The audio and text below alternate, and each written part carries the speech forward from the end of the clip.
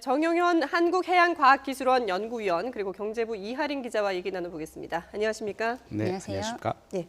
방금 동고차도에서 현재 어떤 작업이 진행되고 있는지 전해주긴 했는데 지금 배수 작업이 계속 이루어지고 있는 건가요? 네, 그렇습니다. 해수부의 공식 용어를 빌리자면 해수와 유성 혼합물을 빼는 작업을 진행하고 있습니다. 네. 유성 혼합물이라고 하면 말 그대로 이제 기름이 섞인 혼합물이니까 이제 기름 섞인 폐수 정도로 해석을 할 수가 있겠고요.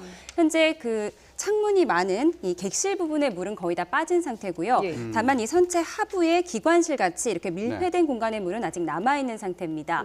조금 전 이제 이윤재 기자가 현장에서 전해주기도 했지만 이런 부분의 물은 선체에 구멍을 뚫어서 천공 작업이라고 하죠. 그렇게 해서 물을 빼야 할 텐데 이 작업은 지금 진행하는 것이 아니라 네. 목포 신항으로 이동한 뒤에 진행할 예정이라고 합니다. 네. 그리고 조금 전 이제 해수부 장관이 기자들과 만나서 이제 간단한 브리핑을 진행을 했는데요. 브리핑은 아니고 이제 간단한 티타임을 진행을 했는데 네. 거기서 이제 다음 달 10일쯤에 미수습자 수색 작업을 시작하겠다라고 네. 밝혔습니다. 이 얘기는 이제 예정대로 이 모든 작업이 4월 4일에서 5일 정도에 완료될 것을 예측하는 발언이기도 합니다. 네. 그러니까 세월호가 오는 30일에 목포 신항으로 이동을 하고 네. 그러니까 뭐 빠르면은 그 31일 오전 중에는 도착하지 않을까 싶은데요. 그 이후에 다음 달에 이제 그 목포 신항에서 육지로 거치하는 것까지도 한 4, 5일이 걸리지 않습니까? 그렇습니다. 그 이후에 이제 미수습자 수색을 시작을 하겠다는 거죠. 네네.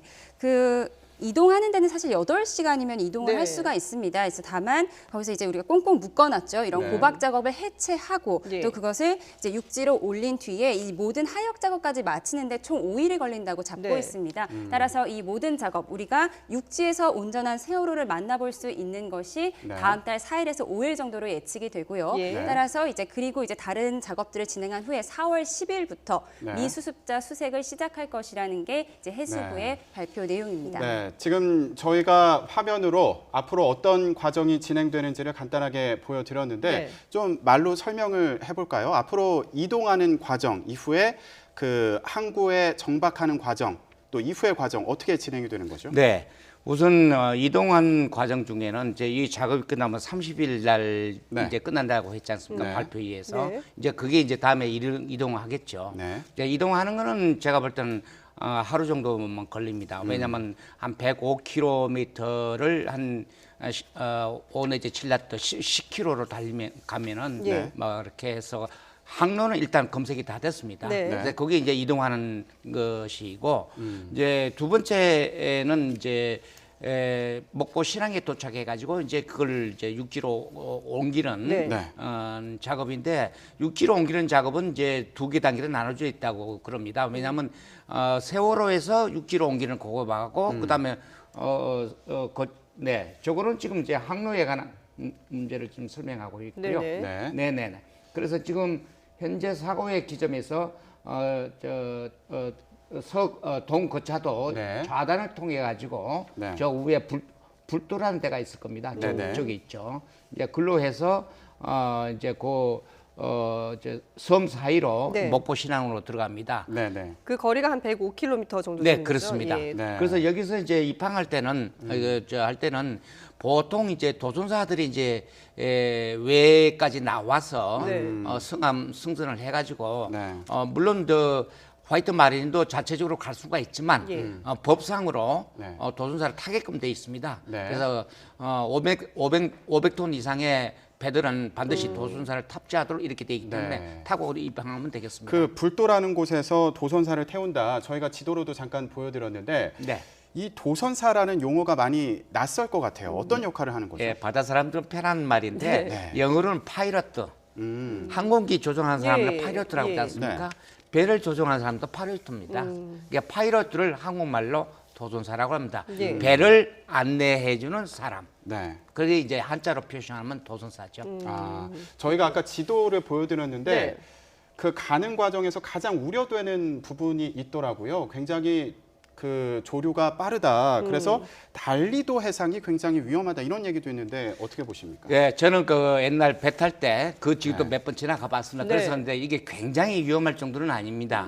이제 보통 게 다닐 때는 별 문제가 없는데 이제 그 잘못하면은 조류가 좀 센 곳이 그 부분이거든. 네. 그걸 지나야만 목포 신항에 들어갈 수가 있습니다. 어차피 통과할 곳인데 네. 이제 그 물때가 마침 뭐 셀 때가 마주치면은 이 배가 이제 5나트 데 실려가고 조류가 한 10km 이렇게 하면 거의 비슷하지 않습니까? 네. 그러면 이제 아무래도 영향을 좀 받죠. 근데 네. 그때를 피해서 가면은 없고 괜찮고 나머지는 일반적인 항로이기 때문에 그게 걱정 안 하셔도 됩니다. 예, 네. 그러니까 일반적인 항로를 지나가기 때문에 크게 무리는 없을 것이다라고 하는데 그래도 평균 시속 18km로 좀 천천히 가는 편 아닙니까? 네, 당초 한 13km, 10km 이런 발표가 예, 있었는데요. 오늘 발표한 평균 시속은 18km입니다. 예, 중간에 이제 말씀하신 대로 도선사를 태워야 하고요. 네. 또 그 네. 도선사를 태우는 지점에서는 조류나 다른 안전 문제들도 점검하는 시간이 있습니다. 예. 이런 네. 지체 시간까지 감안해서 평균 시속 18km로 진행을 하는 거고요. 네. 네. 그리고 이제 당초 지금 지점에서 87km 떨어진 곳이 목포 신항이라고 얘기하지 않았습니까? 네네. 그런데 오늘 발표는 105km입니다. 네. 이렇게 차이가 난 이유는 이 87km라고 하는 이 수치는 당초 상하이 실비지에서 인양 지점에서 목포 신항까지의 지점을 측정을 했고 그 측정하는 것은 어떤 소형 선박들이 다니는 항해를 측정했다고 합니다. 그런데 이제 오늘 다시 해수부가 공식적으로 이 인양 지점에서 지금 반잠수식 선박에 있는 지점이 또 3.2km 차이가 나거든요. 네네. 그래서 지점을 다시 측정해봤더니 105km고 그리고 이 지점을 가장 안전하게 항해하는 방법을 이제 오늘 구체적으로 발표를 했는데 네. 그 결과 18km의 시속으로 가는 것이 적정할 네. 것이다 이런 발표를 네, 했습니다. 저희가 이제 이동 과정에 대해서 얘기를 해봤는데 네. 이런 이동 과정을 거쳐서 목포 신항에 도착을 했다. 그러면 이후의 과정 아까 이제 설명을 해주시다가 말았는데 어떻게 네. 진행이 되는 거죠? 예, 그게 이제 또 다른 좀 한 고비가 됩니다. 이제 그것은 전체적으로 보면 뭘 의미냐면 상하이 사업에서 이 세월호를 다 인양을 다 했으니 네. 작업을 했으니 한국 측에 넘겨주는 단계가 2단계입니다. 아. 예, 그게 이제 가장 큰 이제 변환점이 되는 거고요. 네. 네. 두 번째 이제 거기서 이제 가장 그 어렵다고 표현한 부분은 부두는 높이가 아니고 고정돼 있지 않습니까? 예. 네. 그 이제 화이트 마리는 물에 따라서 위아래로 왔다 갔다 합니다. 개를 하는데 그래서 밑에 이제 모듈을 넣어서 이제 세월호를 이제 빼낼 텐데 네. 그러면 육지 부두하고 저 화이트 마린하고 빼내는 위치가 평행을 유지해야 됩니다. 이제 그렇게 하려면 오로지 조정할 수 있는 것은 화이트 마린에 갖고 있는 물의 양을 넣었다가 뺐다가 해서 그 높이를 조정합니다. 예. 이제 그것이 이제 좀 어려운 난관이 있고, 네. 그다음 세 번째는 뭐가 또 어려움이 있냐면은 일단 그 세월호의 무게 중심이 지점이 네. 이제 화이트 마린에 있었습니다. 이제 그거를 이제 모듈을 올려서 네. 이제 육지로 이제 옮기지 않습니까? 네. 그 모듈 트랜스포터라는 지금 나오고 있는 저 장비를 이용한다는 거죠. 그렇죠. 옮길 때. 저 그거 좀, 장비를 예. 이용해서 이제 세월을 들어 올리는데 네. 이게 세월의 무게 중심이 이제 네. 옆에 고박 같은 거 해고 하면은 이제 세월은 무게 좀 자기 스스로 견뎌내야 됩니다. 예. 예, 그걸 최대한 안전하게 네. 무게 중심 이동을 바다에서 육지로 이동하는 작업. 네. 이게 이 세 번째로 어려운 그러면 저 부분. 모듈 네. 트랜스포터라는 거를 조금만 더 구체적으로 한번 설명을 해주실까요? 저게 전문 용어라서 저희는 사실 그냥 일반 시청자들이 보기에는 와닿진 않거든요. 네, 그렇죠. 그거 좀 예. 쉽게 설명하죠. 예, 예. 네. 말하자면 이게 조선소 혹시 가보실 거면 흔히 있는 장비입니다. 새로운 아, 장비는 아닙니다. 네네. 이제 다시 말해서 넓이가 한 8.4m, 폭이 한 2.4m 정도의 금속 판을 위에다 올려놓고 네. 그걸 세월호의 밑인 노란색으로 있는 리프팅 빔 받침대 그 위에 올라갑니다. 인양할 네. 때부터 설치를 했던 예, 리프팅 빔이요. 예, 그렇죠. 올라가죠. 네. 그걸 받쳐주는데 밑에는 이제 24개의 고무 타이어 있는데 고무 타이어라는 것은 이 조류가 이렇게 해서 약간의 충격도 흡수할 수 있는 그런 기능이 있습니다. 다른 철제보다도 그래서 고무 타이어를 쓰는 겁니다. 네. 네. 그리고 한 개당 모듈이 한 26톤의 위로 받쳐주는 힘을 갖고 있거든요. 예. 네. 이제 그거를 이제 세월호가 약 11,000톤, 10,000톤 정도쯤 빼고는 한 10,000톤 조금 미치 될 것 같아요. 네. 거기에 맞게끔 모듈 개수를 늘려서 예. 네. 그렇게 넣어서 이제 위로 올려서 리프팅 빔 밑에다가 그걸 이제 올리면 세월호가 이제 위로 올라가지 않습니까? 네. 그러면서 천천히 아까 한 그 부두와 세월호 화이트 마린의 비스빙 유지한 상태에서 높낮이를 맞추면서 예. 이때도 아마 제가 파악하기로는 예. 이때도 그걸 올라갈 때 과연 팽에 잘 빠지는가 아. 우리가 선체 1m 빼 오듯이 네. 그런 시험 인양 단계와 같은 개념으로 네. 위에 무게 중심을 올렸을 때 이상 없겠는가 옮기나 그것도 나름대로 시험 좀 해가지고 네. 천천히 빠져나가는 방법이 그 한잔 과정도 시간이 꽤 걸리겠군요. 그렇죠. 한 2, 3, 하루 이틀 그런 걸로. 하루 네. 이틀. 네, 하역 작업에는 이제 해수부에서 공식 발표한 게 하루 정도 잡고 있습니다. 예. 예. 그런데 이제 도착하고 나서 완전히 육지로 옮기는 데까지 네. 아마 4월 5일에서 6일쯤은 돼야 그렇습니다. 끝날 것 같다. 네, 4월 아무래도, 5일에서 6일에 예. 끝내고 이제 선체조사위원회가 이제 28일 내일이죠. 예. 본회의 거쳐서 이제 결정이 되면 이제 함께 선체조사에 관한 방식을 결정을 하고 아직 그 객실 네. 분리 방식에 대한 합의가 이루어지지 않지 않았습니까? 네. 그 부분에 대해서 합의가 이루어지면 4월 10일부터 이제 객실을 어떻게 이제 수색을 할지에 대해서 정할 것 같습니다. 예. 네. 자, 그런데 어제 그 선체 모습이 완전히 드러났고요. 저희도 그 모습을 보여드렸는데 네. 이 과정에서 또 논란이 된 게 있습니다. 지금 방향타라는 장치가 좀 꺾여 있더라고요. 네, 그렇습니다. 이걸 두고 얘기가 많은데 어떻게 봐야 되는 지금 상황이에요? 화면에 네. 나오고 있죠. 화면에 나오고 있죠. 예. 네. 저도 전체 세월호 인양을 제일 관심 있는 부분이 저 방향타입니다. 왜 관심을 갖냐면은 네. 일단 세월호에 대한 1차적으로 잠정적인 결론은 하여튼 급선에 의해서 이제 예, 선내에 꺾여서. 있는 네. 선내 중모 화물이 한쪽으로 치우쳐서 이렇게 침몰되는 원인이다라는 잠정적인 결론이 나와 있거든요. 네. 네. 이게 그거의 영향 중이 저 방향타인데 보통의 배는 방향타, 보통 우리 쓰는 말은 라다라고 그래요. 라다를 이제 방향타인데 이게 하여튼 이 방향타는 수시로 쓰는 겁니다. 네. 일초도 쉬지 않고 왔다 갔다 하는 겁니다. 네네. 그런 건데 저렇게 이제 한 15도 정도를 약간 왼쪽으로 했다는 거 나와 있더라고요. 예. 네. 이게 저 뜻은 뭐냐면 배를 오른쪽으로 돌고 있었다는 이야기입니다. 네. 그리고 이 방향타가 한 건의 이야기면 뭐 자연적으로 했다든가 뭐야 했다는 그런 이야기 나오는데 네. 절대 그렇지 않습니다. 이거는 조타실에 성교 브릿지에 있는 성교에 있는 조타 이 뱅글뱅글 그거에서 저 후타실 지금 저 후타실이 그 조타기가 있거든요. 예. 네. 그래서 후타실까지 하이드로 케이블이나 이렇게 연결돼 가지고 그다음에 그 위에 커다란 치차가 있습니다. 기아가 있습니다. 네. 이제 그 기아를 유압으로 돌려서 라다를 돌리기 때문에 네. 네. 어떤 인적으로 돌아간다든가 물의 힘에서 돌아간다. 그렇지 않습니다. 3년 동안 바닷속에 있는 과정에서 혹시 뭐 조류에 의해서 움직인 거 아니냐 이런 가능성에 대해서도 얘기하는데 전혀 그럴 없습니다. 가능성은 없다고 예, 보시는 그렇게 할 수, 거죠. 인위적으로 돌릴 수가 없습니다. 그러면 세월호가 네. 정상적으로 운항을 하고 있을 동안에 이 움직임에 가능하죠. 의해서 휘어졌을 가능성은 있지만 그 이후에는 변형됐을 가능성이 전혀 없다는 예, 거군요. 가능성이 거의 없습니다. 네, 예. 그렇다면 급선회했다. 이게 이제 잠정 결론이었는데 실제로 급선회를 했는지 보려면 방향타 외에도 다른 조건들도 같이 봐야 될 것 같은데 네, 어떤 그렇죠. 부분을 좀 봐야 될까요? 이제 급선에 제가 하는 그 부분이 이제 다음 주 이제 좀 추정할 침몰 원인 중에 하나 있을 수 있는데 이 세월호가 출항 당시 약 2시간 정도 늦었습니다. 그렇잖아요. 이게 그 뜻은 뭐냐면 그 해점을 지나갈 때 네. 네. 아마 최대 속력을 갖지 않냐. 왜냐하면 입항 시간을 맞추기 위해서 속력을 냈지 않나. 네. 그럼 속력을 낸 거 아닙니까? 그죠?